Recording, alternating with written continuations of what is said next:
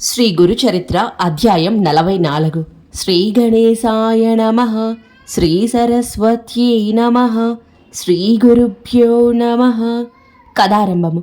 నామధారకుడు నమస్కరించి, స్వామి, మీ గురుని లీలను ఇంకొకటి వివరించండి అని కోరితే సిద్ధయోగి ఇలా చెప్పసాగారు. శ్రీ గురుని సేవకులలో తంతకుడు అనే సాలడు వాడొకడుండేవాడు.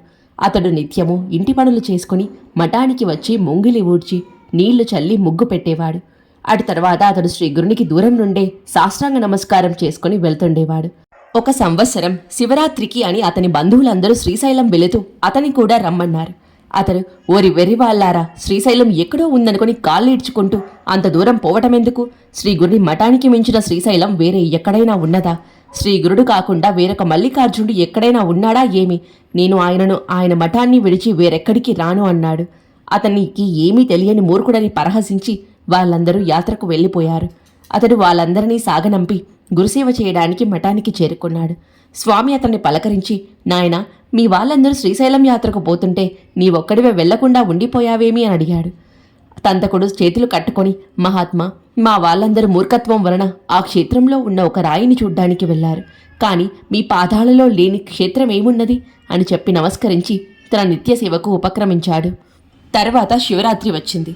తంతకుడు ఆనాడు ఉపవాసం ఉండదలచి మధ్యాహ్నం సంగమానికి వెళ్లి స్నానం చేశాడు. తర్వాత అక్కడ అనుష్ఠానానికి వచ్చి ఉన్న శ్రీ గురునికి నమస్కరించి ఒక పక్కగా ఆయన వద్ద కూర్చున్నాడు. కొద్దిసేపటికి స్వామికి అతనిపై దయ కలిగి, ఏమిరా, మీ ఇంట్లో అందరూ మల్లికార్జున స్వామి దర్శనానికి శ్రీశైలం వెళ్లడం వలన ఇంట్లో పాపం నీవొక్కడివే ఉన్నావు కాబోలు. నీవు ఇదివరకు ఎప్పుడైనా శ్రీశైలం దర్శించావా లేదా అన్నారు. తంతకుడు, స్వామి, ఏలిన వారి పాదాలు తప్ప నేనింకేమీ ఎరుగను. తీర్థయాత్రలన్నీ నాకు మీ పాదసేవలోనే ఉన్నాయి అని దృఢమైన విశ్వాసంతో బదులు చెప్పాడు. ఈరోజు అక్కడ బ్రహ్మాండమైన ఉత్సవం జరుగుతుంది. నీవెప్పుడు చూడలేదు కదా, నీవు కూడా వెళ్తే బాగుండేది అన్నారు శ్రీగురుడు. అతడు, స్వామి, నాకు దానిమీద అంత ప్రీతి లేదు. అయినా మీరు అంతగా చెబుతున్నారు కనుక ఎప్పుడైనా మీరు చూపిస్తే చూడాలని ఉన్నది అన్నాడు. శ్రీగురుడు అతని మనోనిశ్చయానికి అబ్బురపడి అతన్ని ప్రేమగా దగ్గరకు పిలిచి, నీవే మా నిజమైన భక్తుడవు కనుక నీకిప్పుడే శ్రీశైల దర్శనం లభిస్తుంది. నీవు ఈ మా పాదుకలను గట్టిగా పట్టుకొని కన్నులు మూసుకో అని ఆదేశించారు. అతడు చిత్తమని అలానే చేశాడు. అప్పుడు శ్రీగురుడు అతన్ని క్షణకాలంలో శ్రీశైలంలోని పాతాళగంగ ఒడ్డుకు చేర్చి అతన్ని కళ్ళు తెరవమని చెప్పారు. అతడికి ఆ క్షణకాలం నిద్రతోగినట్లయింది. అతడు కళ్ళు తెరచి చుట్టూ చూచి మొదట భయపడ్డాడు. శ్రీగురుడు నవ్వుతూ, భయపడతావెందుకు? ఇది శ్రీశైలం. నీవు వెంటనే వెళ్ళి క్షౌరము, స్నానము మొదలగునవి పూర్తి చేసుకుని శ్రీ మల్లికార్జున స్వామిని దర్శించుకొని రాపో అని హెచ్చరించారు. తంతకుడు శ్రీ గురునికి నమస్కరించి ఆయన చెప్పినవన్నీ పూర్తి చేసుకుని మల్లికార్జునుడి దర్శనానికి వెళుతూ ఉండగా దారిలో ఒకచోట అతని బంధువులు ఎదురయ్యారు. వాళ్ళు అతన్ని చూచి ఆశ్చర్యపడి, ఏమయ్యా, నీకు ఆ స్వామి సేవ తప్ప మరే యాత్రలో అక్కర్లేదన్న వాడివి మళ్ళీ మా వెనుకనే ఈ క్షేత్రానికి వచ్చావేమి అని ఎగతాళి చేశారు. వారితో తంతకుడు, నేను నిజం చెబుతున్నాను. ఇంతకు కొద్ది ముందే సంగమంలో స్నానం చేశాను. కానీ శ్రీగురుడు ఇంతలో నన్నిక్కడకు తీసుకువచ్చారు. అంతేకాని నాకేమీ తెలియదు అన్నారు. కానీ అతని మాటలు ఎవరూ నమ్మలేదు. వీడు మనకు కనిపించకుండా మన వెనుకనే వచ్చి ఉండాలి అనుకున్నారు. తంతకుడు అదేమీ పట్టించుకోకుండా గంధము, పువ్వులు, అక్షింతలు, బిల్వదళాలు తీసుకొని లింగార్చనకు వెళ్ళాడు. కానీ అక్కడ అతనికి మల్లికార్జున లింగానికి బదులు ఆ స్థానంలో శ్రీగురుడే దర్శనమిచ్చారు. అతడి భక్తులు అర్పిస్తున్న పూజలన్నీ ఆయనకే చెందుతున్నట్లు అతనికి దర్శనమయ్యింది. అతడు మొదట ఒక క్షణకాలం ఆశ్చర్యచకితుడయ్యాడు. కాని మరలా అంతలో తెలివి తెచ్చుకొని శ్రీగురుడు సాక్షాత్తు శంకరుడే కదా అని సమాధానపడ్డాడు. తర్వాత మల్లికార్జునికి పూజ చేసుకుని పొంగి పొరులుతున్న సంతోషంతో పాతాళగంగ వద్దకు చేరాడు. శ్రీగురుడు అక్కడ యథాపూర్వమే కనిపించి, నీవింకా కొంతసేపు ఇక్కడ ఉండి మీ వాళ్లతో కలిసి వస్తావా లేక మాతో వస్తావా అని అడిగారు. తంతకుడు, మహాత్మా, నేనొక గొప్ప విచిత్రం చూచి వచ్చాను. లింగార్చనకి దేవాలయానికి వెళ్ళినప్పుడు నాకక్కడి శివలింగంలో మీరే ఉండి అందరూ చేసే పూజలన్నీ అందుకున్నట్లు దర్శనమయ్యింది. తల క్రింద కొండను ఉంచుకొని గులకరాళ్ల కోసం చుట్టూ గాలించే వారిలా దగ్గరున్న మిమ్మల్ని విడిచి వీళ్లంతా ఇంత దూరం ఎందుకు వస్తున్నారో నాకు తెలియడం లేదు. మీరు మానవ ఆకృతిలో అవతరించిన పరమేశ్వరులు అయినప్పటికీ నిరువు గప్పిన నిప్పులా మీ మహిమ అందరకు గోచరించడం లేదు. అది తెలిసాక మిమ్మల్ని విడిచి నేనిక చేసేదేమున్నది? మీ పాదాల వద్ద పడి ఉన్న నన్ను ఇక్కడకు ఎందుకు తీసుకువచ్చారో నాకు అర్థం కావడం లేదు అన్నాడు. స్వామి, నాయన, అలా కాదు. విశ్వమంతటా వ్యాపించి పరమేశ్వరుడు ఒక్కడే ఉన్నప్పటికీ ఆయన సన్నిధిని అనుభవించడానికి స్థాన మహిమ భక్తులకు ఎంతో ఉపకరిస్తుంది అన్నారు. అప్పుడు ఆ భక్తుడు దానిని వివరించమని కోరగా శ్రీగురుడు ఇలా చెప్పారు. నాయన, మహాశివరాత్రి నాడు ఈ క్షేత్రంలో ఎంతో మహిమ ఉంటుంది.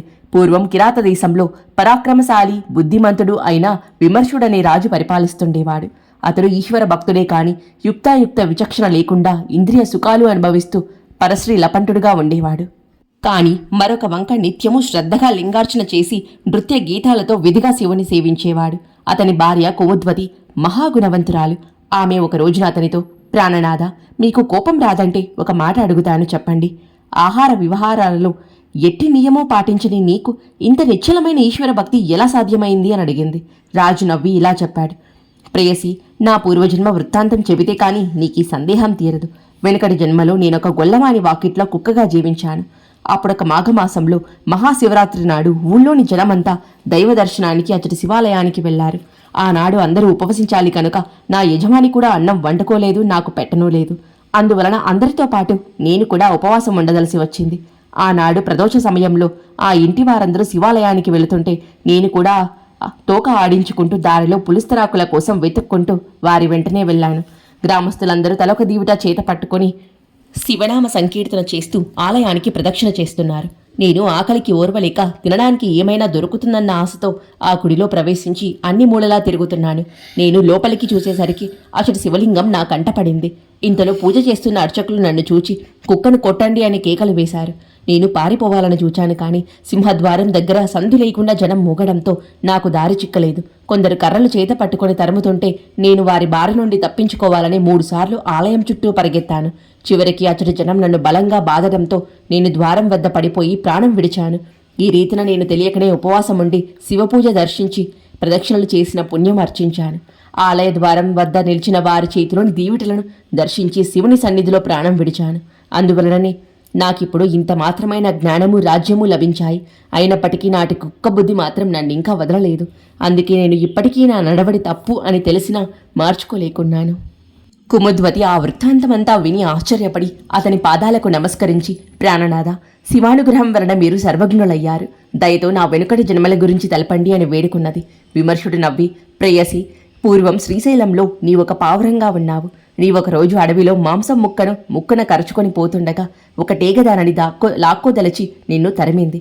నీవు ప్రాణభీతితో మల్లికార్జుని ఆలయం గోపురం చుట్టూ ఎగిరావు. చివరకది నిన్ను చంపి మాంసం ముక్కను ఎత్తుకుపోయింది. ఆనాడు నీవు ఆలయానికి ప్రదక్షిణ చేసి ఆ క్షేత్రంలో మరణించడం వల్ల నీవినాడు రాణిగా జన్మించావు అని చెప్పాడు. నాటి నుండి ఆమె మరింత భక్తితో శివుని పూజించగలనని చెప్పి, నాదా, ముందు జన్మల్లో మనకేమి జరుగుతుందో కూడా సెలవియ్యండి అని కోరింది. అప్పుడు రాజు ఇలా చెప్పారు, సఖి, నేను సింధు దేశంలో రాజకుమారుడిగా జన్మిస్తాను. నీవు సంజయ దేశ రాజకుమార్తెగా జన్మించి నా భార్యవవుతావు. ఆ పై జన్మలో నేను సౌరాష్ట్ర దేశానికి రాజునవుతాను. నీవు కళింగ రాజకుమార్తెవై నా రాణివవుతావు. అటు పై జన్మలో నేను గంగాధర దేశానికి రాజునవుతాను. నీవు మగధ దేశ రాజపుత్రికగా జన్మించి నన్ను వివాహం చేసుకుంటావు. ఆ తర్వాతి జన్మలో నేను అవంతి రాజకుమారుడిగా జన్మించినప్పుడు నీవు దశార్ణ దేశంలో రాజకుమార్తెగా జన్మించి నా పట్టమహర్షి అవుతావు. అటు తర్వాత జన్మలో నేను అనంతుడని రాజుగా జన్మిస్తాను. నీవు మాయాతి వంశంలో జన్మించి నా రాణివవుతావు. ఆ పైన జన్మలో పాండ్య దేశంలో పద్మవర్ణుడనే రాజుగా జన్మిస్తాను. అప్పుడు నీవు విదర్భ దేశంలో సుమతి అనే రాజకుమార్తెగా స్వయంవరంలో నన్ను వివాహమాడతావు. అప్పుడు నేను సర్వశాస్త్రాలు నేర్చి దేవతలను బ్రాహ్మణులను పూజిస్తూ దాన ధర్మాలు చేసి చివరకు వృద్ధాప్యంలో అగస్య మహర్షి వలన సన్యాసాశ్రమం తీసుకుని మరణించాక నీతో కలిసి జన్మరాహిత్యం పొందుతాను. ఇంతటికీ కారణం శ్రీశైలం మల్లికార్జుని అనుగ్రహమే కనుక మనం శ్రీశైలం దర్శించి వద్దాము అని చెప్పి కుముద్వతితో కలిసి యాత్ర చేసి వచ్చాడు. కనుక తంతుక తెలియకనే ఈ క్షేత్రంలో చేసిన ప్రదక్షిణం వలన ఒక పావురానికి రాణి పదవి, తర్వాత మోక్షము కలిగాయి. నీవిప్పుడు ఈ సంగతి తెలిసింది కనుక నేటి నుండి నీవు నిరంతరము ఈశ్వరుని ఆరాధించు. గంధర్వనగరంలో ఈ మల్లికార్జునితో సమానమైన మహిమగల కల్లేశ్వరుడున్నారు. నీవు నిత్యము ఆయనను ఆరాధించు అని చెప్పాడు. తంతకుడు, స్వామి, మీరెందుకు ఇలా చెబుతున్నారో నాకు తెలియడం లేదు. మల్లికార్జుని స్థానంలో నాకు దర్శనమిచ్చింది మీరే కదా. సర్వవ్యాపకులు పరంజ్యోతి స్వరూపులు అయిన మీ పాదాలను ఆశ్రయించిన నన్ను వేరుగా శివార్చన చేయమంటారేమిటి? మీరుగాక వేరొక దైవం ఉన్నాడా ఏమి అని గురుపాదాలకు నమస్కరించాడు. శ్రీ గురుడు అతనితో పాదకులు విడవకుండా పట్టుకోమని చెప్పి రెప్పపాటులో గంధర్వపురం వద్ద సంగమానికి అతన్ని తమతో కూడా చేర్చారు. వీరిద్దరూ శ్రీశైలంలో ఉన్న సమయంలో పురవాసులెందరో శ్రీ నృసింహ సరస్వతి స్వామి దర్శనం కోసం మఠానికి సంగమానికి వచ్చి పవిత్రమైన మహాశివరాత్రి నాడు వారి దర్శనం ఎక్కడా లభించక నిరాశతో తిరిగి వెళ్లిపోయారు. తర్వాత ఆ సంగతి వినగానే శ్రీగురుడు వారందరినీ పిలుచుకురమ్మని తంతకుని గ్రామానికి పంపారు. అందరూ అతన్ని చూచి ఆశ్చర్యంతో, నీవు మహాశివరాత్రి నాడు తలగురిగించుకున్నావేమి అని ఎగతాళి చేశారు. అతడు జరిగిందంతా పూసగుచ్చినట్లు చెప్పి అందుకు తాత్కారణంగా శ్రీశైలం నుండి తాను తెచ్చిన ప్రసాదము పువ్వులు చూపాడు. వాళ్ళు అది నమ్మలేక, ఈరోజు మధ్యాహ్నం కూడా నిన్ను మీ ఇంటి దగ్గర చూచాము. నీవు చెప్పేది నిజం కాదు. ఈ పువ్వులు ఇంకెక్కడి నుంచో తెచ్చావులేపో అని అన్నారు.